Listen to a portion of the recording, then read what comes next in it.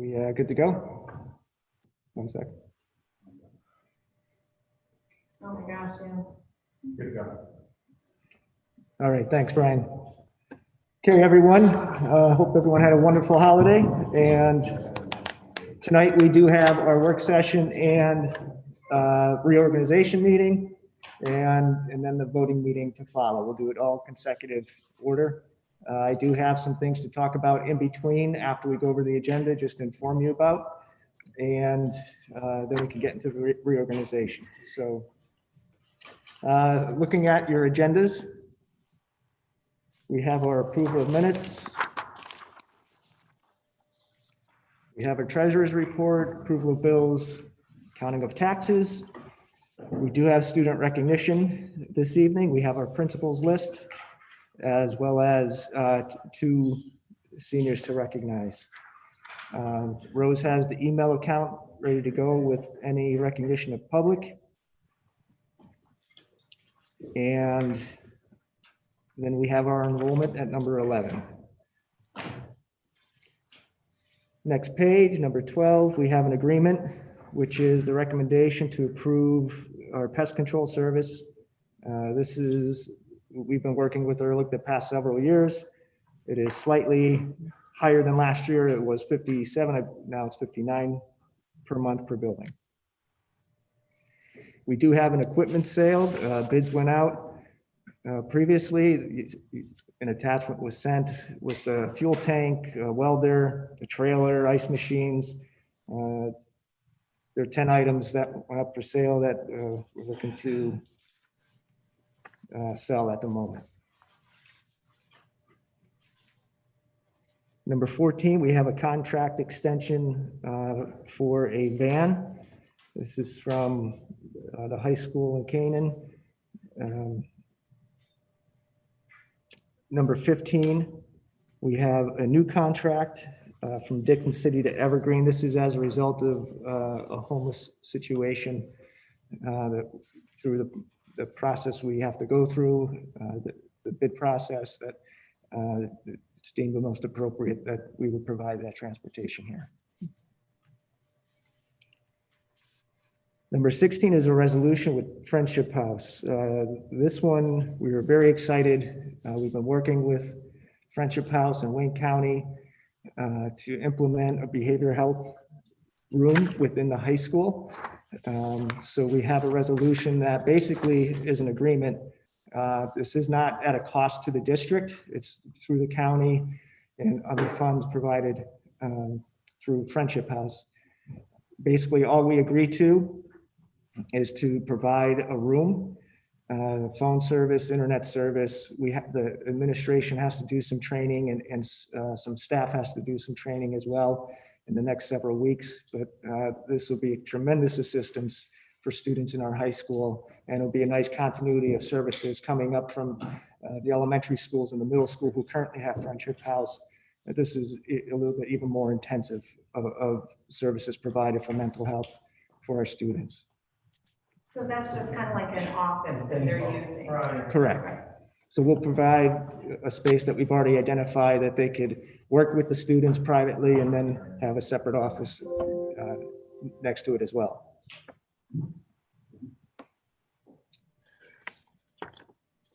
Um, 17 is the curriculum guide approval that was sent out with all of the changes or adaptions that were made this past year for next school year.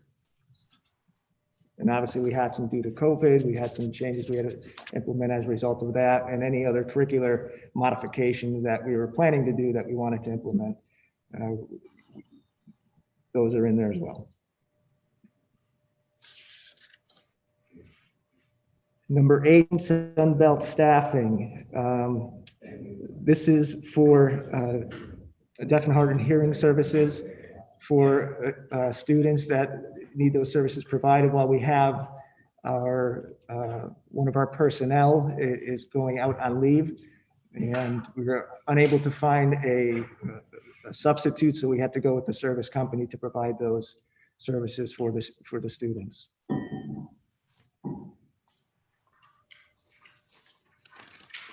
And again, this is distributed among the consortium, so this is not solely on us.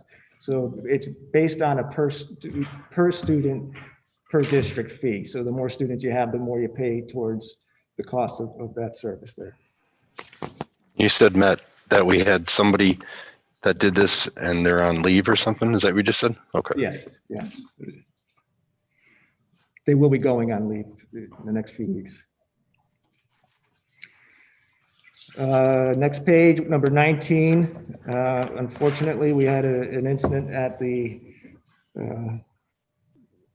high school that we needed to address, and as a result, we had waivers drawn up and agreed upon with students and parents, and that's what you see, which I did send that notice out earlier a couple weeks ago. Number 20, we do have a guest teacher. 20A is substitute for teacher's aide and guest teacher. Number 20, we do have a sabbatical request for restoration of health. As a result of this approval, we did post an anticipated position at the elementary level. That's why you saw that posting go out last week. So we're trying to get somebody in there as soon as possible to hopefully make it as seamless as it can be. So that would hopefully be on the January agenda. Letter C, we have some salary adjustments. Again, this was as the result of a resignation, and these two individuals came in to finish out the soccer season for these teams, and that's the cost split among them. Letter D, we have the winter approval of coaches. We have cheerleading, boys basketball, assistants, junior high, et cetera, and wrestling. Letter E and F, as a result of a retirement in the food service department, we did have a request for a transfer that we're honoring, and then as well, we did 3 interviews as a result, and the person recommended here was the only one with the food service experience background, so that is who we're recommending for that position. And then letter G, we have volunteers. Number 21, we have a schedule of meetings for the next school year, well, the next year in general, from January to December. We kept the Wednesday dates, the 6 p.m. times, and those are subject to change depending on whether any other emergent needs that may be.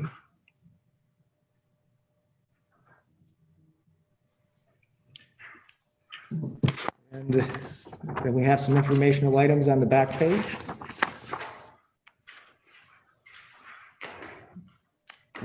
We will have a student intern from the University of Scranton in the guidance department. And then we have our correspondence and administrative reports and federal programs reports, et cetera. So that is the agenda. At this point, does anybody have any questions regarding any of those line items at this point?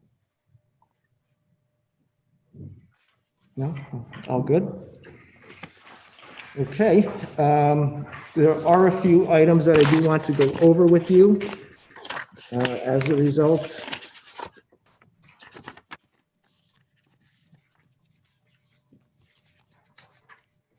And I lost my paper. Well, I'll start off with the most imperative one at this point. So on Monday, Cindy and I met with the Pennsylvania Department of Education. They requested on Sunday that the superintendents from Wayne, Pike, Sullivan, and Cameron counties, there are four counties, to have a meeting with them. And at that meeting, they went over the statistics in our counties and of course across the state. And we have this past week moved into the substantial category. We've been in low or moderate since the beginning of our school year, which would allowed us to be in person. The recommendation was you could do in person or a hybrid approach in either of those models, or fully remote. They strongly recommended, as a result, that we do shift to a virtual format, at least for a period of time. Now we do not necessarily have to abide by that, but in the meantime, the Department of Ed and Department of Health came out with a form, a document that I have to sign and the board president has to sign, attesting to that if we do provide face-to-face instruction at any level, so even if we go virtual and we bring in special ed students in, that we have to follow all the guidelines and mandates put forth, and whatever may change. Which we have at this point. Which we have. And we've done a very good job of managing that. But then again, the concerning part are the increasing cases around us.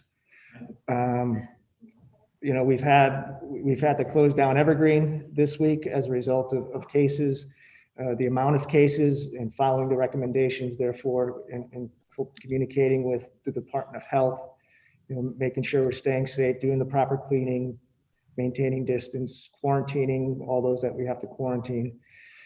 The concern is moving forward. It's not so much that many cases were popping up in the other buildings. We believe that we can somewhat isolate down in Evergreen the situation. However, as a result of the amount of people quarantining, we weren't sure that we were going to be able to staff the building with how many subs were needed, the lack of subs that we have.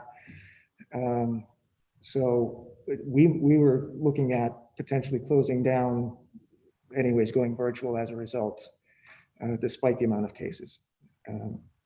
So in speaking with the other superintendents, you know, Wallen Pawpack and Wayne Highlands, you know, we were trying to come up with, again, a similar approach, but unique to each district. And looking at numbers in all of our districts, you know, we do recommend, and I personally recommend at this point that we do move to a virtual format, at least until the holiday. Now, part of that recommendation will not take place immediately because we won't know if we're going to be in substantial again until at least Friday. So depending on where that comes at, we're assuming that we're going to be in substantial for sure. I shouldn't say for sure, but that's what you know, where the numbers are trending to. So if that's the case, what we would like to do in the discussion with the administration today, as well as with the other districts, trying to come up with a plan to transition into that. So we thought it would be a reasonable approach to take next week, if we're in that substantial category, maintain the in-person instruction and allow teachers and students to start to bring materials home with them in preparation for the following week in 2.5 days. So what would that take us to? Matt, on the date. So we would go from December 14th to the 23rd, which is a half day. So it would be 7.5 days total at this point that we would be in a virtual mode. And what that would do, it would give us 2+ weeks of separation, let hopefully cases die down a bit, give people that 2-week hiatus of any potential close contacts, and we could regroup towards the end of the holiday break and see where we're at. And if you know we deem it appropriate to come back to a hybrid mode, we could do a hybrid approach. If we think we can do fully in person again, that's our preference. But again, we also want to be safe. Matt, just so I have this clear, you are suggesting to go virtual December 14th till after Christmas break. Is that correct? So the initial plan would be, yes, from the 14th. So then we would return potentially The on January January 4th. Once again, giving it That some would be time. 1, 2, 3 weeks. Correct? Correct. Okay. And see where the numbers trend, and then determine at that point to what extent do we want to come back in person or hybrid or stay virtual. How many people are quarantined staff right now? Currently, staff-wise, we do have, and I apologize, again, I left my pad in my office, but I would say 6, 7, and at least 3 others. So I want to say we have 11. But how many are returning off of quarantine this week? Should be done with quarantine by Friday, correct? No, not all of them. They would go into the following week. So Is that doing the quarantine based on the 14 days or the 7 to 10 that they just released today? Because they just changed it. The current school guidelines is 14 days. Right, the current, but today, the CDC said it's 7 to 10. I think, yes, but we have not had any other guidance from our Department of Health or the Department of Education at this point. The Department of Ed is strongly encouraging all schools to go virtual until further notice. But again, if we sign the attestation form, we could do as we see fit locally, in accordance with all the guidelines and mandates and all that, the masking orders to the greatest extent possible of social distancing. Wasn't clicked on the thing. In my opinion, and where I stand on this, I think it's just such a detriment not to be in person. And I think we've done all that we have done, and we've done a phenomenal job. We have had no student get COVID, correct? That's inaccurate. We've had How many would you say? that we know of. Yeah. I'd say at least 4. Okay, but nothing has been serious, even with these cases in Evergreen. No. Some has lost just taste of smell. Some, taste or smell. So out of all of our cases, we've had nothing severe. No one has been hospitalized, correct? Right? And I think we really should, it's just my opinion. I would like to say, hey, let's go week by week. And at the 14th, then let's do the hybrid. And that gives us 1 more week till the Christmas break. And then we have that whole week there, plus to see where we're at. Do you know what I mean? Like, you're suggesting to stay in school till the 14th at this point. So why don't we go hybrid on the 14th to Christmas break? And do we know, I know that you said the county isn't substantial, but originally, I want to say back in September, we were discussing that we could even look down to the area codes. Are you looking at the area codes within our district, or are you just saying all of Wayne County? The state's looking at Wayne County. Right. We have some more specific data for sure. We also met with Wayne Memorial Hospital, and they are acknowledging that their numbers are increasing. They're preparing for more beds to be utilized, et cetera, looking at potentially alternative places, depending on where the numbers go.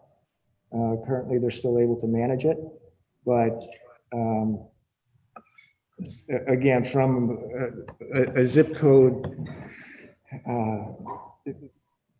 the cases were in Lake Ariel.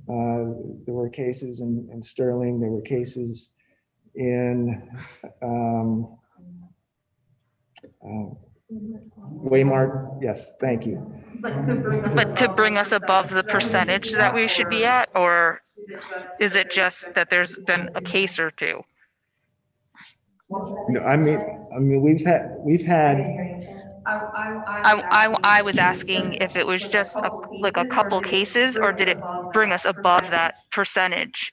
Our percentage is 8.4 for Wayne County. For Wayne County. For Wayne County, but what about for our area? They don't break it down that specific at this point. They just do countywide for those percentages. But they were concerned about, we were an outlier in the 5 to 9-year-old range, and they did cite that we were unique. That's at 3% alone.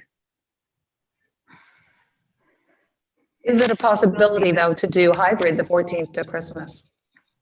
I'm speaking as a parent. I mean, the education is so watered down. Nothing against our teachers. They're doing a phenomenal job. The education, we lost 5 months last year. We're going to now lose another month. Our kids aren't getting educated the way they need to be, and that's in person. I don't know if I agree with that necessarily. I think, I can tell you as a parent today, I sat with 2 children. Who's bringing a cat? Who's eating? Who's hearing their kids fight? They're not getting the education that they would be getting if they were I'm sorry, you're in saying if they're, school. and I do agree with But that. how long are we going to let them be uneducated? How long? As a parent, that is so frustrating. I am that parent that sits with my children. What about all these kids that struggle, that their parent is not sitting with them? So they're not even getting an education. They're signing in, but what are they getting? Nothing. And our job here is to educate. Our parents are to keep them safe, make sure they're doing all what they need to do. And I think our parents have protected the elderly, their grandparents. They've done that. And I think they could still continue to do that. That's strictly my opinion. And I think we are here first to educate. And I honestly have to say, if we do go virtual, we may not get back till February. We may not get back till the end of the year. And as a parent, that's just not okay. And you have no control of that. I'm not saying that, but what we do control is what we do to educate our students. I don't care what West Wallenpaupack and all of them do. My kids don't go there. My kids go here. And so that's why we set up that plan, the hybrid. That is why. Because when cases did get bad, that was the next step. We haven't hit that step yet. So now we're skipping that step to just, okay, let's just go virtual. Then why is that step in place? Because there's still some logistical items that we need to work out in terms of both communicating with families, especially those with special needs, and how we're going to provide the services, to what extent we can provide the services. You're talking about going hybrid though. Eventually, Correct. At some point, yes, but that's what. But even to stay into the 14th, right? And then do hybrid that week for Christmas break. Those kids will only be in this building possibly 6 days out of that. Quite honestly, I'm charged with protecting all of the students, all of the staff, to the greatest extent that we can. And I think we have, Matt. You have done a great job with that. But when we have recommendations coming from both the Department of Health and the Department of Education that specifically called us on Monday to tell us this, I'm reluctant to go against that. And I understand that point. And God forbid something does happen, all it takes is one case. And I get that, but All of our cases have been so mild. I think the hospitals have control of it with medication. The vaccines coming out in January, I think we have ahead of it. And I don't think it's as severe as it was from the beginning when nobody knew what to do. I have a All problem. of our cases. I want to jump in because I've been looking at the data. The flu's down 110% from last year. So are they counting, what happened to the flu? It disappeared? The colds because of COVID? The COVID cured the flu? I mean, I'm not directing at you, but we have to, it's like nobody's pushing back at the data. I'm having the data right here for colleges. So 69,000 kids got contracted COVID. Only 3 out of the 69,000 were hospitalized. So that, the data is there. The kids are not affected by the COVID. I know staff could be different. I understand that, but it's like we need to push back against this. And I'm just in general to everybody. This is nonsense. The mask mandates, if the mask works so well, so how come people get infected in our schools? It's ridiculous. Matt, I have a question. If I can get break in here. Yes, Gary. What is our legal exposure if we do not follow the recommendations of the medical field? Well, that's a good question, Gary. And it's one that, we don't have the answer to because we don't know what is yet to come. There is no protection yet against school districts at this point to relieve us of any liability. We're still on the hook. So We until- took that liability from day one when we brought kids in. Yeah, so this is Matt Muir, if I could speak. Thank you, Matt. So as long as we give the parents the option to stay home, I think you're building yourself some protection there. Because they have the option, don't send your kid, keep them at home. From a liability standpoint, Gary. I like that option. Thanks, Matt. Does that answer your question, Gary? Yes, it gives me some peace of mind. Yeah. The unfortunate thing is lawyers are going to sue everybody anyway, as we all know. So you still have that fallback to say, we gave them the option to stay home. Matt, I agree with you. This is Ethan Wood. And I do agree with that, but I also think that it does open us up to a substantial amount of, well, at least there's a good argument. If there's a case, if we're opening up against the recommendations of the Department of Education and the Department of Health, and there's a staff member, a student that gets seriously ill, I could certainly see that turning into a major problem for the district. And I would agree with you, Ethan. And I'm going to digress here a little bit, but we're in closed session. So I sit This is open, Matt. Is it open? Yes, this is open. Okay. Well, I sit on the health system board, and Bernice, as much as I agree with what you're saying, I tend to agree as solicitor with the recommendations by the superintendent. I would also like to say, this is Bill. I would also like to say that I agree with Matt. I think we need to consider the recommendations, not only to protect ourselves legally, but as Matt said, we have to think of everybody. Yes, children don't seem to get the disease as badly, but what if one does? What about the rest of the staff, the cafeteria people, the secretaries, the teachers? Everybody has to be considered. And yes, it's inconvenient. Yes, it's unfortunate. And Bernice, I don't agree that certainly remote education is not as good as in person. You were absolutely right about that. But I don't think it's okay to say they're not getting any education. They are. I'm working currently with 10 student teachers virtually. I am sent videotapes of their lessons, and I've seen teachers working with students who are remote, and I think a pretty effective job is being done. So it's not completely a loss. There is some diminution, but at the same time, I think we have to consider the big picture. So I'm in favor of. Bill, and I agree. I did not mean that they're not getting no education. It is definitely. I know you didn't, but it's it's less than perfect. There's no question about it. Correct. I personally would like to see to go to the hybrid first instead of just. Are we doing hybrid now? Striking it right off the board. I don't know. That's my opinion. I mean, that's why that was in place. Aren't we doing hybrid now? No. Kids aren't in school. And everybody's doing the exact same thing. There's nothing changed. It's still masked, it's still sanitized, and it's still 6 feet away. And we are still following all of those guidelines. And we will continue to do so. But again, going with the recommendations, considering where we're at from a county perspective, looking at, again, our own cases at Evergreen and not knowing at this point if there are going to be more that pop up there, which would cause us to close further at that school alone. Were most of the cases, I mean,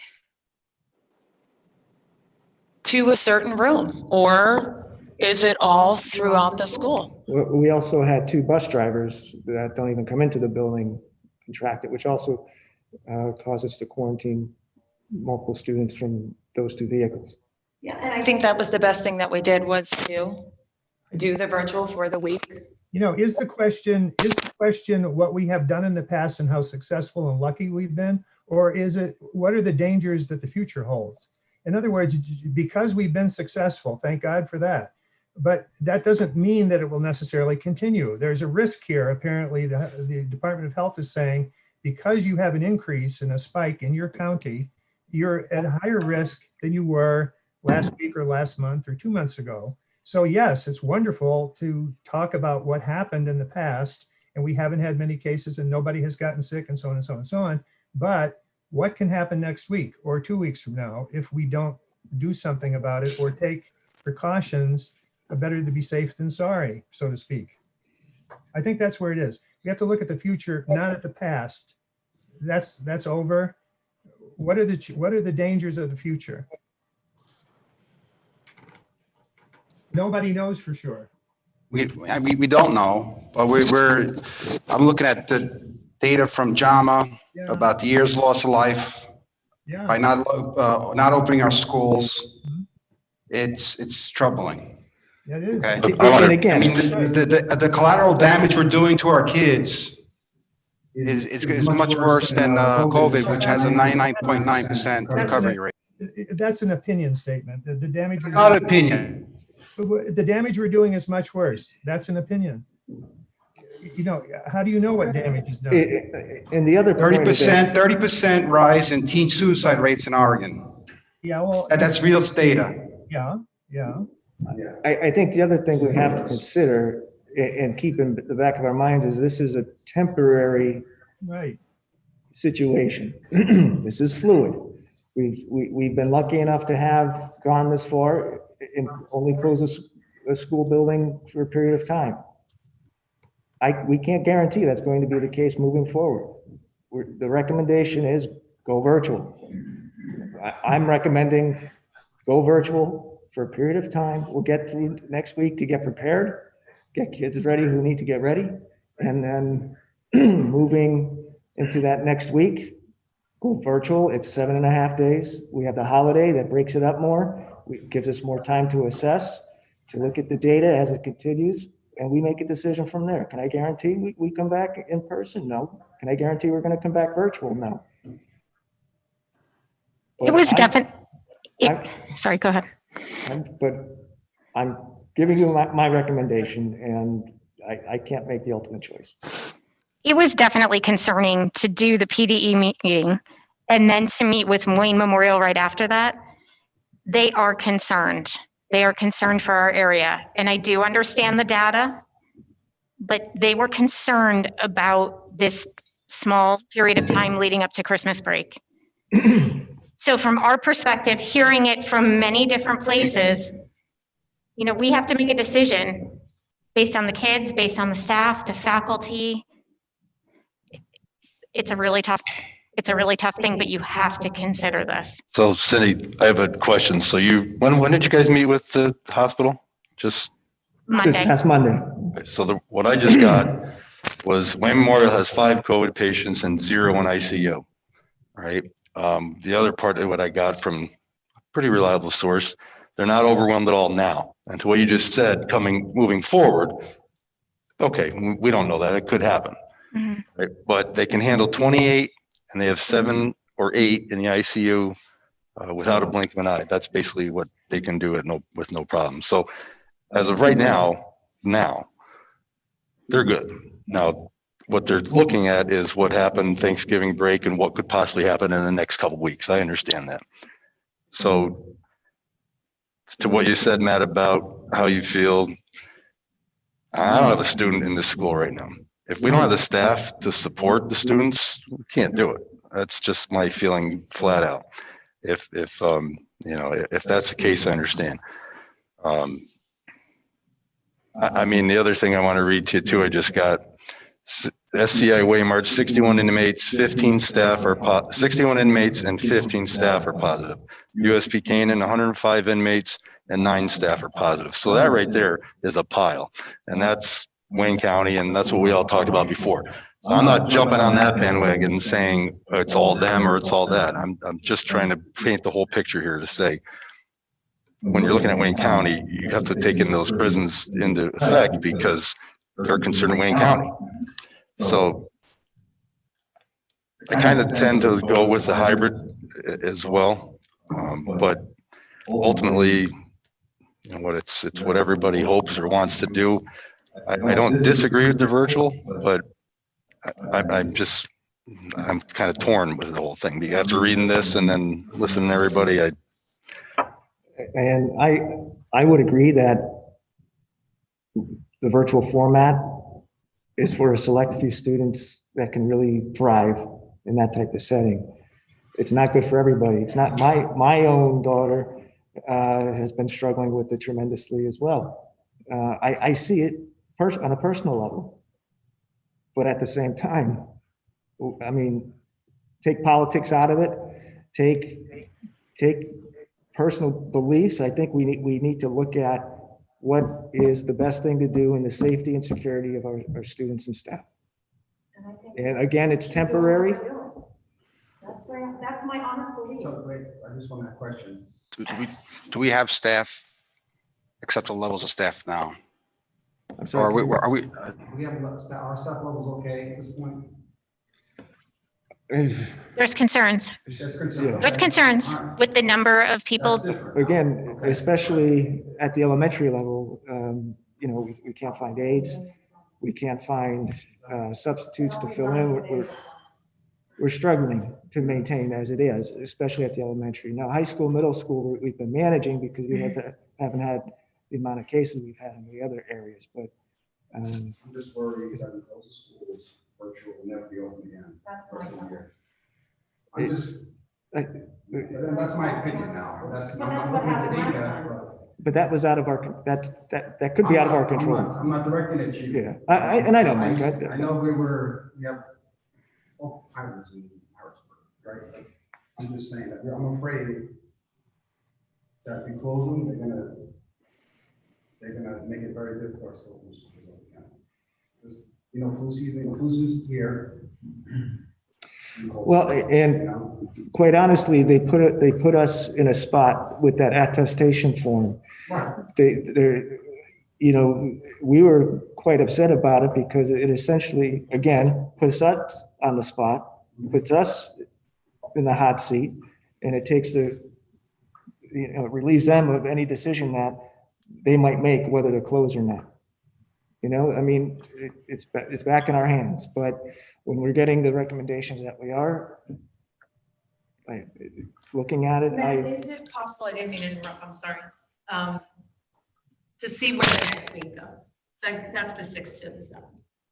And just see where that is. well, again, on Friday, we're not, Right, because, you know, we have this huge discussion. And the governor may say, well, hey, you know, so this is happening to us time and time again. We go back and forth with each other. And then we never end up with a say. Right? You know, how many times we said, well, we'll do this, but then the governor shuts everything down. And that's possibly what could happen here. Yeah. But what my thought is, if we could get to next week, and if we still are staying steady, should we not try a hybrid?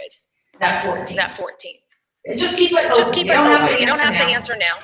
I think it would be in our best interest to do virtual that week, and then if we're going to do a hybrid, come back after the break in that format. So then what you're saying is to stay all the way in until the Christmas break. No. So you're saying go virtual for 1 week before the Christmas break. See, that doesn't make sense. The week and 3.5 days in the following week. And then it gives us a buffer because we have the break, the holiday break after that, which would give us a few weeks separation total. Continue to look at the data, and then if at that point we still believe we can come back and do hybrid, then we can do hybrid. Well, I guess we're just gonna agree to disagree, because like Joe said with those numbers, when you're having 100 some people in a jail, okay, our numbers have gone up, but that's not affecting our world here. Well, but it kind of is though, because when we start to look at how many of those people have children or spouses that work in our district, and now. They're all locked down. I can't visit. No, but when you No, go but to the work, staff- if you're a staff member and you go to work and then you But come, they should be quarantined. They should be following the same rules that everybody else. I think we're starting to see those numbers creep into school though. I don't think there's a good time for this to happen, but this is probably one of the better times for this to happen because we do have the Christmas break coming up. So if we do go virtual for starting on the 14th, then that's a lot of time for people to finish their quarantines and maybe stop the spread in the buildings a little bit. And But it's only in exactly. one building, so why are we shutting the whole thing down for one building? We're affecting families with work, number one. We're affecting the food distribution here, that Christmas food. We're affecting Operation L for kids who have nothing. Like, we're affecting more Grace, I than think your just mic is, closing the building, I think your mic's off there. you know? I mean, so we have to take all of that into consideration. Absolutely, we do. And I'm just not willing to do it. That's just me. Agree to disagree. Were you asking us to vote on it, or whatever your recommendation is what's gonna happen? No, I'm here to get your guidance, and if everybody says go, then I have to sign the attestation form even though I disagree. And I have to sign it too, Right. even though I disagree. Correct, but Right? I mean, that is not against you. You have a crap job. I'm not trying to add any pressure to you, but I just don't see the numbers as they are. Don't take it as a little bit of that. No, I mean, nobody, it's just serious. Data, CDC. Collateral damage within our kids. Look at New York City, what they're doing. well, again, I think we look at how, and Bill made the point how lucky we've been to have made it this far. You know, we're one of the few across the state that have been in, 4 counties. But that's because we were bold enough to do it. We had that chance to go virtual. And this administration said, let's do it. And we did it, and we did it successfully. Again, yes, we did, and we're going to continue to do it successfully, but the data was different and the recommendations were different. It's not like it's not all the right data. The severity, when you're losing just taste, and you need to be quarantined for 14 days, that doesn't make sense to shut down the school.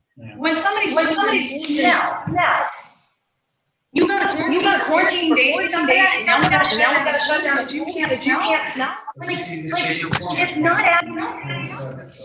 I think that I agree. And if everybody's still taking the same precautions, then we should be good. And if masks are working, then we should be good. They don't. I would. The other part of this would be that the students would be home, we would open the building so that staff can utilize their classrooms so that they can have the resources, but if they needed to work from home, we would allow that for this period of time. And I think that that's a big part of the component, having staff able to come in and utilize the resources, because the end of last year was very difficult for everyone and didn't work well. Just because the current cases haven't had severe reactions doesn't mean the next one won't. And the problem is the unknown. We don't know Everybody's that. taking the same precautions. Everybody's still wearing masks and still cleaning their hands, whether they lost taste to smell or they had the flu. I don't disagree. I mean, having a You know what I'm senior and a saying? junior in the high school, I want to see my kids in school, and I think they get the best education here in the building. But I also see where the data is driven, and it puts Dr. Barrett and all of us in a really awkward position to disagree. We can disagree with the recommendation, but to not follow it, I think is, I can see that being really problematic. Like you said, we're gonna come Friday conference, so then schools are closed, and right, and that's it. You like it or not. And I can't make that prediction. All I could do is give you what's at hand. So you're asking how many individuals have been quarantined since November 11th? So the admin team is sending, there's been 62 people at Evergreen that have been quarantined since November 11th. That's quarantined because they had it, or it's quarantined because they were exposed? For whatever reason, they were quarantined. So when you start to look at the number of faculty and what that impacts, I'm just sharing the data. Thanksgiving was gonna be crazy. It hasn't been. We've we had don't know. two I would say weeks. there's a lag generally of Yeah, about 2 weeks, It's 2 weeks. usually Did I get that between, wrong? so that's where this might fit in well to prevent further spread, if that holds true. But you're already negating that because you're not going to do it until the 14th. So that's beyond 2 weeks. Symptoms show up in 2 weeks, right? After you get exposed. So after the second week of a substantial category, they recommend going virtual. So we're taking that week that we would be in that substantial category, the second week, putting things in place to move to that virtual the following.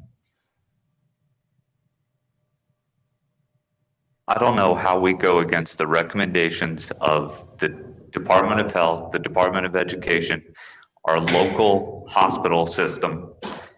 I mean, how are we substituting our judgment for that? I think we're really putting ourselves in a precarious situation if we do that. I agree with I Ethan. like Matt's idea of have parents sign off. Agreed. I dislike the idea of going virtual, but I think we have to follow the guidance. I agree. Yeah, this is Matt Muir again. Right, well, Matt, let's move on. Matt, you're Dr. trying to Barrett, talk. do you have something in writing from the Department of Health or Department of Ed telling us about going virtual?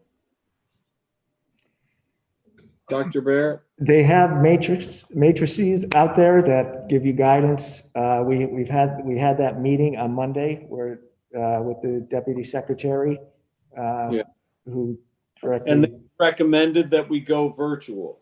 Yes. Okay. So as a solicitor, my recommendation is to follow Dr. Barrett's recommendation. Because as Ethan Wood pointed out, and I pointed out, we could get in trouble. And I know everybody hates that because it's always about the lawyers and the liability, but my recommendation is we follow Dr. Barrett's recommendation. Does this affect private schools? No. Is it what? Affect private schools. Yes. So St. Dominic's or. Yeah. They have to vote, right? Well, the guidance is the same for school districts. Attorney Meager, I have a question.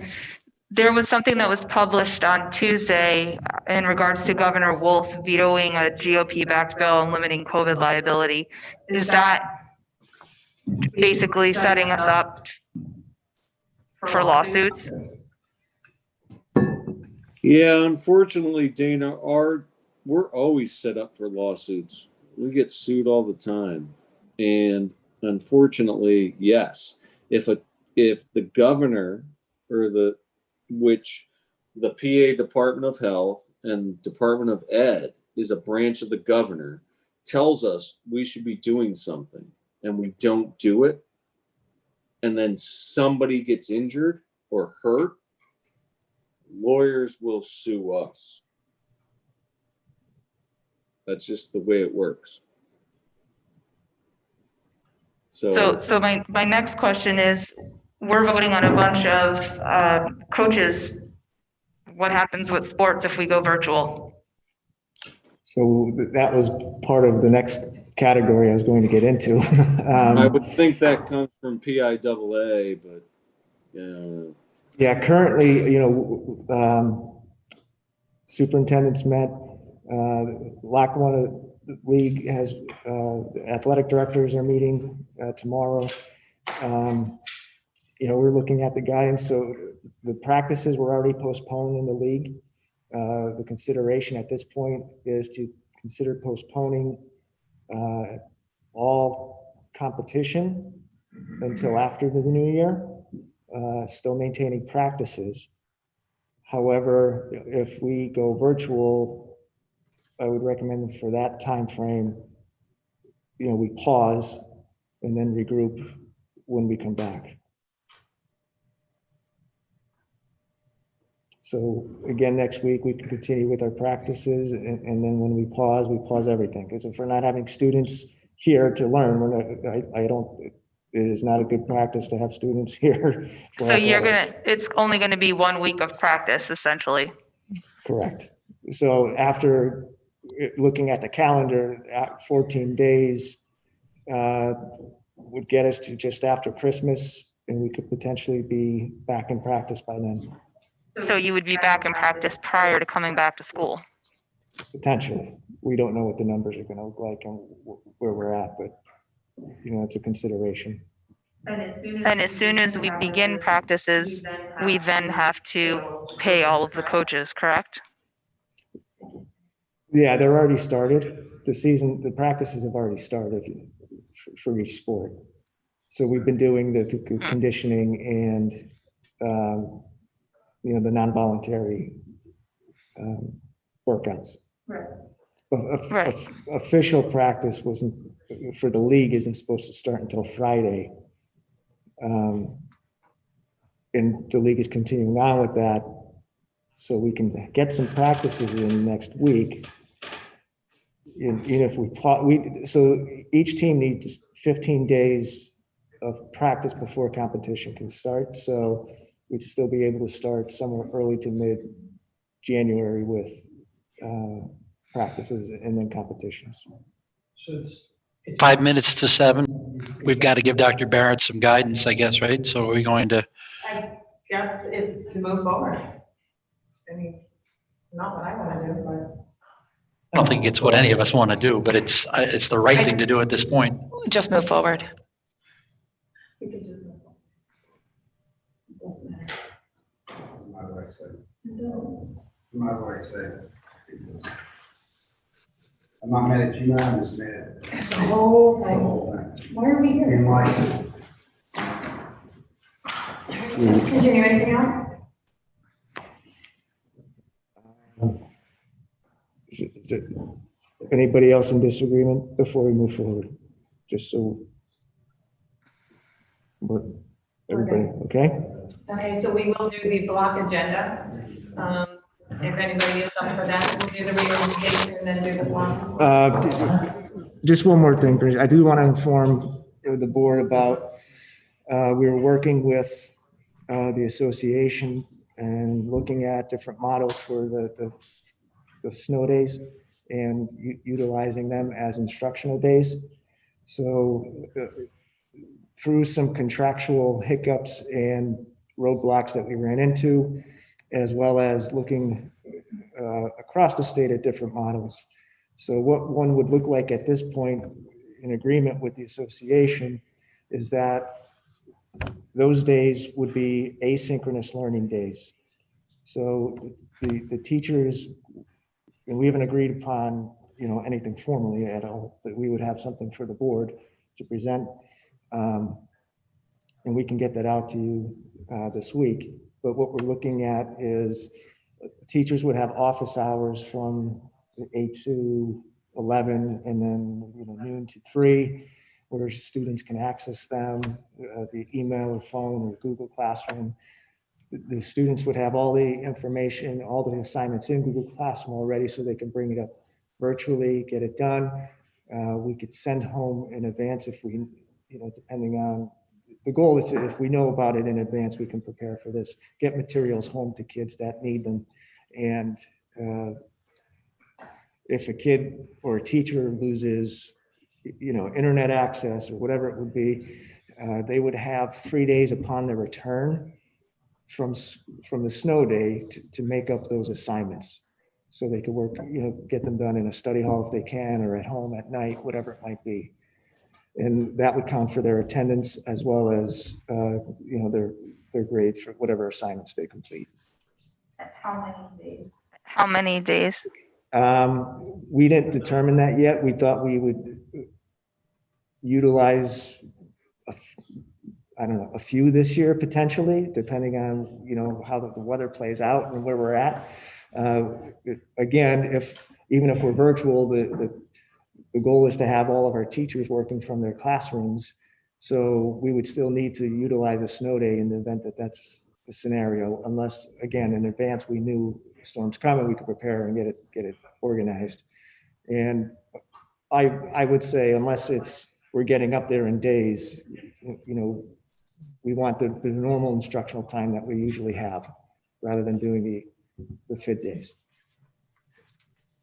So, and, you know, we can make that determination down the road, but that's where we're at with those flexible instructional days. And again, many districts have a very similar format in that regard.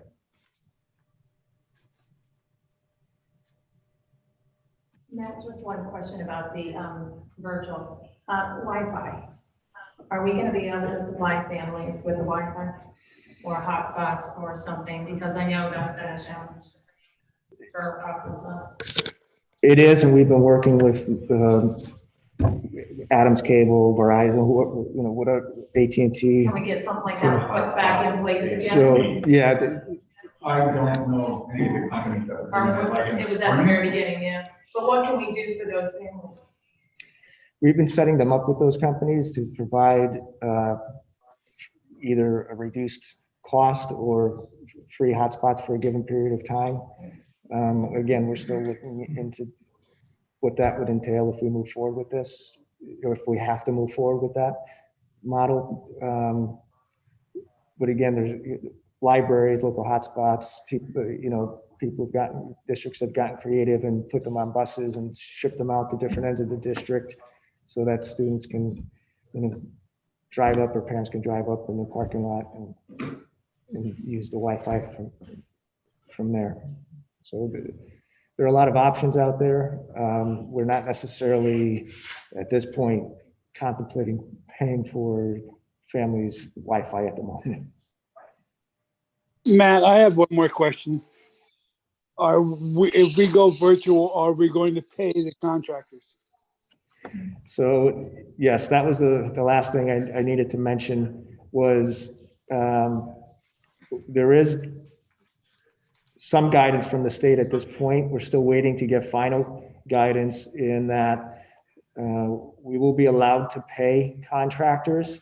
However, it may be capped at a certain percentage, or there's a formula that we're waiting to see so that we know what exactly it is we can pay them for. Rose, are you there? Do you want to hop in on that? I know you had a webinar yesterday to go over some of that. And internally say we are paid through a certain point. Right. Contractors are paid now through November 20th. And that was paid on December 1st, actually yesterday. So we do have another pay for January 1st for them, which would pay active live school days. After that, what's happened at the state level, the budget that passed and was put into law last week does address transportation if a school district goes virtual. So how they addressed it is that they would pay us or ask us to pay the contractors at the amount that they were earning when they were actively driving, less variable costs. So at this point, we are still waiting for the state to give us direction on what they consider to be those variable costs. They said within 30 days of that law passing last week, they would get us that information. So I believe that by the time we would be to the point paying contractors, if we went virtual and we were at that point for payment to them, we would have those variables defined so that we can work individually with the contractors, get the right figures together, and then the state has said that they will pay us back, reimburse us for the cost, is provided we follow their guidelines. So we are waiting for more information, but they have addressed it, and it is something that we will continue to work with the state on. This is Matt Muir again. Dr. Barrett, briefly, I just want to be clear for my notes that you are discussing going virtual from the 14th of December to the 23rd of December, which would have been a half day. And then it would have been holiday break until Monday, January 4th, when you intend to go back to in-person. Is that correct?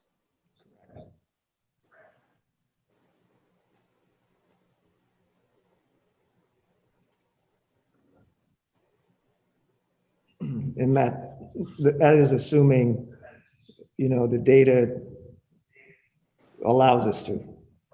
But at the very least, it would give us time to consider would a hybrid format be more appropriate. Right, but at this point, is the decision to just do that? I just need to know for my records. Yes, yes. Yes, okay. Okay, that's it. Thank you. And if we are going virtual, are we waiting for Friday or whenever the numbers for this week come out to make the decision and then sending out notices to families officially? Correct. Okay, thank you. This Friday we find out. This Friday we find out, and then the 14th is when it would start. Right. So the following week, so the Friday, we look at the data, make the decision. Give them a week to get their. Yeah, exactly. That next week, we put information out to families, give them time to prepare, hopefully get some childcare put in place and send home necessary materials with students as well. So what's the percentage then from that data that's going to make that decision to go virtual? What percentage is the hot number? So basically, it's how many cases per 100,000 residents per county, I guess, or let me pull up the actual term here. I think it was 5%. 5% was the threshold for the transmission level, which we were under up until this past week.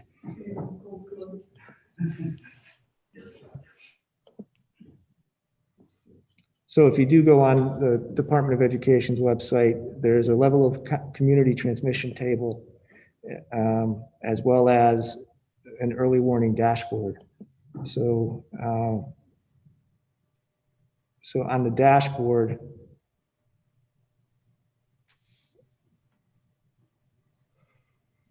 I'm just pulling up, that gives you the difference in confirmed cases for the most recent 7 days, the incident rate for the most 7 days per 100,000 residents, the positivity rate for the most recent 7 days. And that's what we've been looking at, along with how many cases or what mode are we in, from low, moderate, or substantial. So even though we were in moderate, the positivity rate was below 5. So we were still able to, the recommendation is still okay to be in person. Once it goes 5 or beyond, they recommend either hybrid or fully virtual. And being that we're in substantial, the recommendation is fully virtual. So if that data is under 5, then we can still push forward with in-class instruction. Yeah, or if we move down to the moderate range. And the number of cases would have to decrease. Right. This past week, we hit both targets. The percentage was high and the number of cases per 100,000. That's what moved us to substantial. But we'll be looking, that data is moving every day. So Friday is going to be the point where that decision's made, where that data is at. Okay. And then again, so those two, it's right on the website. If you guys would like to follow it, I could send out the link as well. And it gives the recommendations here as well.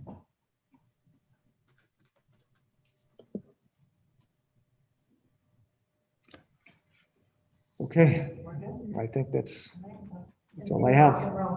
Matt, before you close the work session, I just want to let you know I have been monitoring the email account. There is no questions that have come in during the work session time. Thank you, Rose. Appreciate that.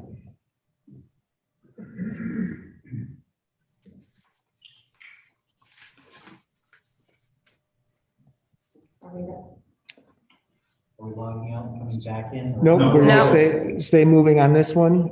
We can go right into the reorganization, and then we could run right into the, close that out, and then open up the voting meeting. I'll just switch over screen so that I'm on the reorganization agenda. Just give me 1 minute and we can start. We need an election of temporary chairman, and if somebody wants to nominate whoever wants to run it, you want me to be the temporary chairman, I just need a motion.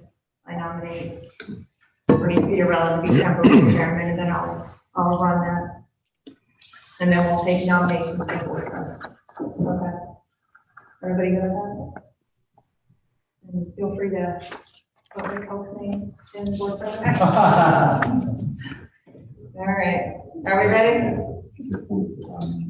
All right, I'd like to call this meeting to order. Ms. Emmett, can I have roll call, please?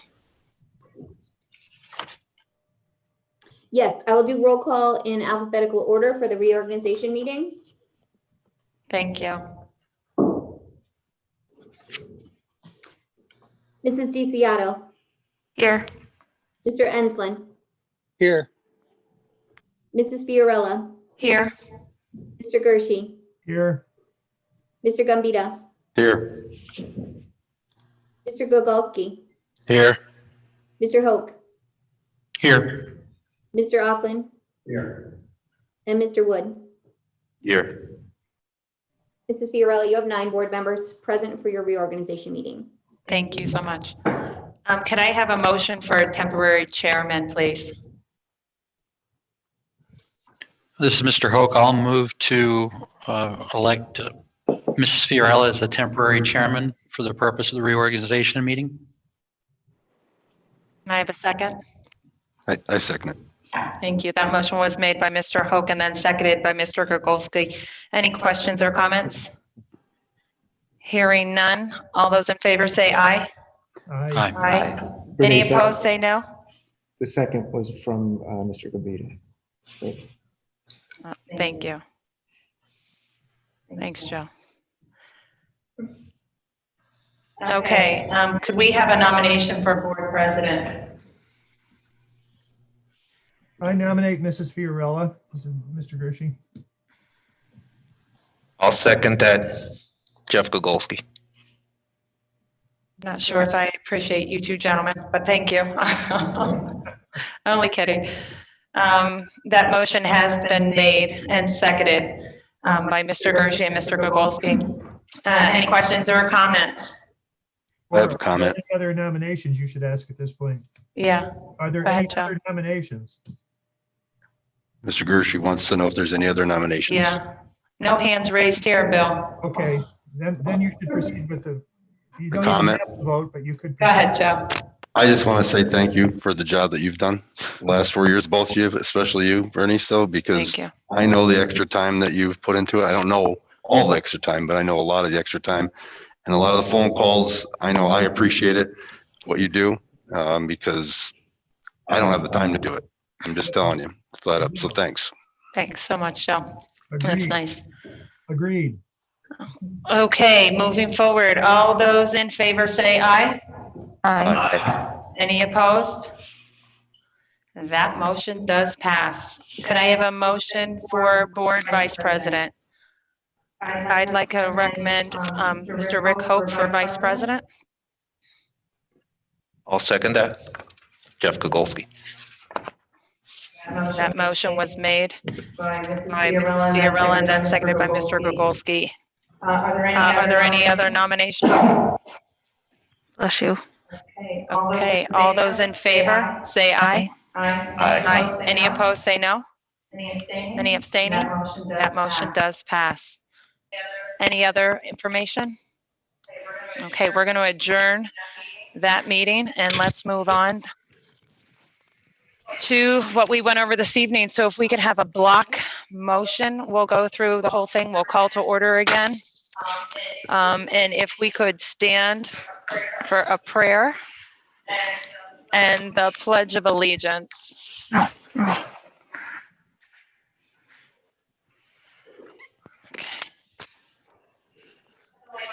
Heavenly Father, I just pray that our hearts will turn to you this Christmas season and that we will not forget the many people who struggle during this time. Amen.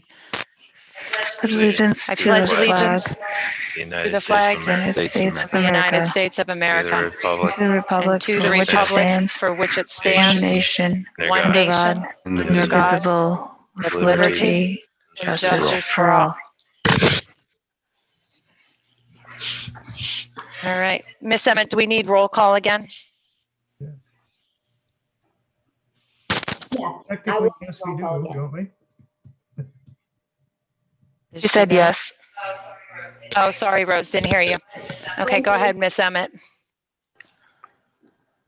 Mrs. DeCiato. Here. Mr. Enslin, Here. Mrs. Fiorella, Here. Mr. Gershi, Here. Mr. Gambita, Here. Mr. Gagolski, Here. Mr. Hope, Here. Mr. Auckland, Here. Mr. Wood, Here. Attorney Meir, Here. Dr. Barrett, Here. Dr. La Rosa, Here. and Ms. Emmett is here. Mrs. Fiorella, you have 9 board members present. Thank you, Rose. I guess we'll do up to student recognition. And then we'll go ahead and do recognition from the public. And then we'll do block agenda from 11 to the 21st. Okay, so if I could just have a motion for the approval of minutes, please. I move that we approve the minutes of the board meeting held October 28th, 2020, and the regular board meeting, the work session held on October 28th, and the regular board meeting, which was held November 4th, 2020. I'll second that. Thank you, gentlemen. That motion was made by Mr. Gershi and then seconded by Mr. Hoke. Are there any questions or comments regarding that? Hearing none, all those in favor say aye. Aye. Aye. Any opposed, say no. And any abstaining? That motion does pass. Could I please have a motion for the treasurer's report? I move to accept the treasurer's reports from the general and food service accounts. I'll second. That motion was made by Mr. Gregolski and then seconded by Mr. Wood. Any questions or comments? Hearing none, all those in favor say aye. Aye. Aye. Any opposed, say no. And any abstaining? That motion does pass. Could I have a motion for the approval of bills, please? I move for the approval of bills from the general, food service, and construction accounts. I'll second that as well. Thank you. Again, that motion was made by Mr. Gregolski and then seconded by Mr. Wood. Any questions or comments? Hearing none, all those in favor say aye. Aye. Any opposed, say no. And any abstaining? That motion does pass. Any questions on the accounting of taxes? Okay, if we could go into the student recognition at this point. Thank you, Madam President. This is Paul Gregorski, high school principal. We have 2 outstanding seniors that we'd like to recognize tonight and also recognize the students who made the principals list for the first marking period of school. We'll start off by recognizing our seniors, and the first of which is Cassidy Asinski. Cassidy is the daughter of Mark and Patricia Asinski of Waymar. My name is Cassidy Asinski. To begin, I'd like to thank the Western Wayne Board of Education for this opportunity, as well as all of our teachers, every staff member, my coaches, my teammates, and especially my parents, Mark and Patty Asinski. It is an honor to represent Western Wayne High School and to speak about my experience here. Without this supporting cast, I would not have been able to achieve all that I have in my high school years. At Western Wayne, we are fortunate that there are so many AP and honors classes that are offered. A few courses that I have taken in preparation for collegiate academics are Honors Biology, AP Physics 1, and Honors Chemistry. In addition, this year, some of the courses that I am enrolled in. Hello, my name is Cassidy Asinski. To begin, I'd like to thank the Western Wayne Board of Education for this opportunity, as well as all of our teachers, every staff member, my coaches, my teammates, and especially my parents, Mark and Patty Asinski. It is an honor to represent Western Wayne High School and to speak about my experience here. Without this supporting cast, I would not have been able to achieve all that I have in my high school years. At Western Wayne, we are fortunate that there are so many AP and honors classes that are offered. A few courses that I have taken in preparation for collegiate academics are Honors Biology, AP Physics 1, and Honors Chemistry. In addition, this year, some of the courses that I am enrolled in are Honors Anatomy and Physiology, AP Government and Politics, and Calculus. Amongst the courses I've taken, these really stood out due to either the impact they will have on my college courses or the wonderful teaching that I have received. The science courses in particular are very hands-on and interactive, which I love. All of my teachers have been great, which I am very appreciative of. A few of the teachers who have really gotten through to me and have taken extra time to explain things in a way that have clicked for me are Mrs. Carey, Miss Masenkai, Mrs. Wayman, and former teacher Miss Holgrave. I'd like to give a heartfelt thank you to not only these teachers, but all of the teachers at Western Wayne. And a special acknowledgement to Mr. Fitzsimmons, my guidance counselor, whose patience is never ending. I've also taken advantage of some of the numerous clubs that Western Wayne has to offer, including National Honor Society, FBLA, Girls Lead, Student Ambassador Program, Planet Wildcat, Spanish Club, Envirothon, and FCCLA. I was also pleased to be selected for Homecoming Court, and I was also the ACS Susquehanna Section Chemistry Week Poetry Contest winner in 2019. I have also achieved the Distinguished Honor Roll every quarter of my high school career. While a student at Western Wayne, I have also had the opportunity to participate on many athletic teams. I have been a member of the girls soccer team, track and field team, indoor and outdoor, girls basketball, girls tennis, and cheerleading. As a member of the girls soccer team, I had the opportunity to play on the varsity team all 4 years, earning all-star recognition for 3 years. In my senior season, I surpassed Charles C. Brink's 11-year school scoring record of 83 goals on my way to becoming the first girls 100-goal scorer in Western Wayne history. These efforts allowed me to achieve all-state honors as well as all region honors, League First Team All-Stars, and Co-Player of the Year Division II. I am a 2-year captain and have achieved Team Offensive Player / MVP awards for 3 years, freshman, sophomore, and junior. In track and field, I have earned several medals and met qualifying standards at the district championship meet that have afforded me the opportunity to compete at the state championship meet at Shippensburg University with my amazing 4x400 meter relay team in my sophomore season. At that meet, my teammates and I earned a 6th place state medal. My efforts for outdoor track include top 5 Western Wayne all-time performances in 4 different events. In my junior year, I had the opportunity to compete in indoor track and field. This allowed me to gain some valuable experience and exposure to a higher level of competition at some larger meets on a regular basis. My efforts met qualifying standards for such elite events as the PT FCA Indoor Track Carnival and the Eastern States Meet at the prestigious Armory in New York City. I also earned the Western Wayne Track and Field Indoor Athlete MVP Award. I am so grateful to have gotten this privilege to not only participate in these programs, but to excel on the teams that I have been on. I will continue to help the underclassmen, and I can't wait to follow up on the bright future of Wildcat athletics in years to come. Following high school, I plan to attend a 4-year college or university majoring in biology. At Western Wayne, I have built a solid foundation and have taken advantage of the endless opportunities that are extended to students here. I have learned time management, responsibility, and leadership skills on my way to becoming a well-rounded student. I feel that all of my Western Wayne experiences have prepared me to continue my educational and athletic paths at the next level. Thank you again to everyone who makes these opportunities possible, especially in a year like this.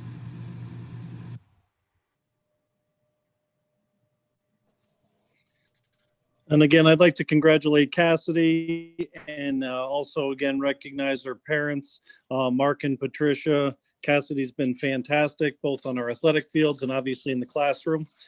She, in her tremendous efforts, deserve, all of those accolades, which she has. Our next outstanding senior that we'd like to recognize is Nicholas Curtis. Nicholas is the son of Stephen and Susan Curtis of Wayne.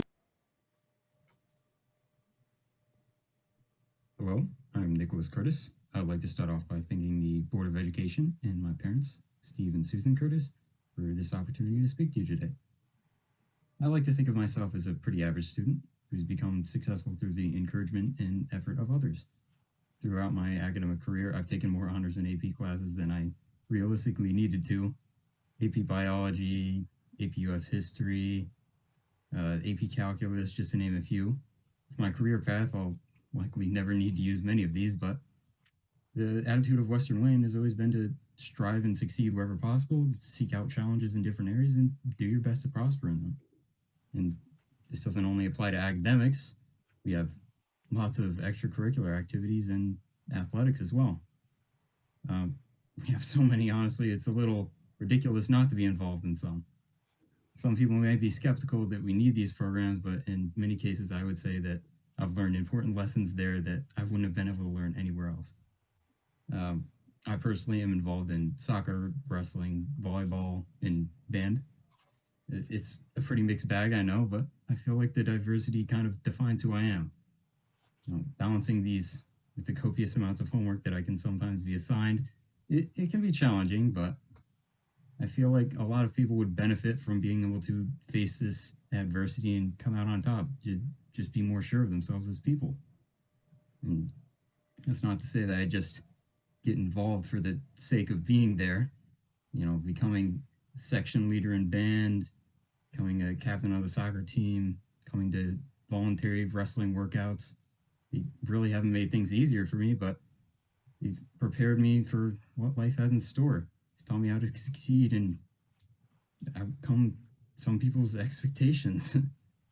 In the future, I plan to attend college and major in architecture. It's a challenging and populated field, but challenges never really deterred me before. As I get ready to head off to college, I would be remiss to forget about the people who made me who I am. Mrs. Ort, she's taught me how to work hard inside and out of the classroom, inside and out of rehearsals, you know, just become better. My wrestling coaches, they've taught me how to enjoy hard work and how to be comfortable when you're uncomfortable, how to be comfortable being uncomfortable. And basically all of my academic teachers too, you know, just taught me how to keep a positive attitude and be who I am. I think it's safe to say that no matter what happens, I'll never forget Western Wayne and the people who've shaped me into who I am today. Thank you.